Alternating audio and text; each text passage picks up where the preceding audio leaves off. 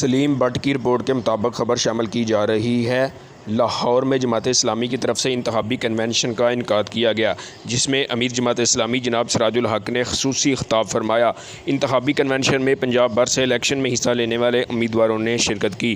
گوجرانوالہ سے نیو 4 کے CEO چودھری اعجاز مہر نے اپنے ساتھیوں کے ہمراہ انتخابی کنونشن میں خصوصی طور پر شرکت کی۔ انتخابی کنونشن سے خطاب کرتے ہوئے امیر جماعت اسلامی جناب سراج الحق نے کہا کہ PDM کی حکومت عوام کو سہولت دینے میں بالکل ناکام ہو چکی ہے۔ حکومت اپنی لڑائیوں میں پڑی ہوئی ہے، عوام کے بارے میں کوئی بھی نہیں سوچ رہا، اور کراچی میں جماعت اسلامی کے مینڈیٹ کو تسلیم نہیں کیا جا رہا۔ کراچی سے 7 لاکھ ووٹ لینے والی جماعت کو میئر نہیں بننے دیا جا رہا۔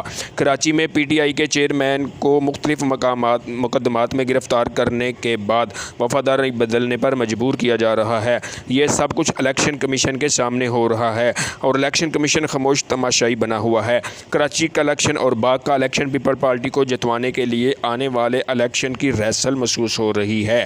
ہم اپنے مینڈیٹ پر ڈاکہ نہیں ڈالنے دیں گے۔ کیمرہ مین ساجد علی کے ساتھ سلیم بٹ، نیوز 4 لاہور۔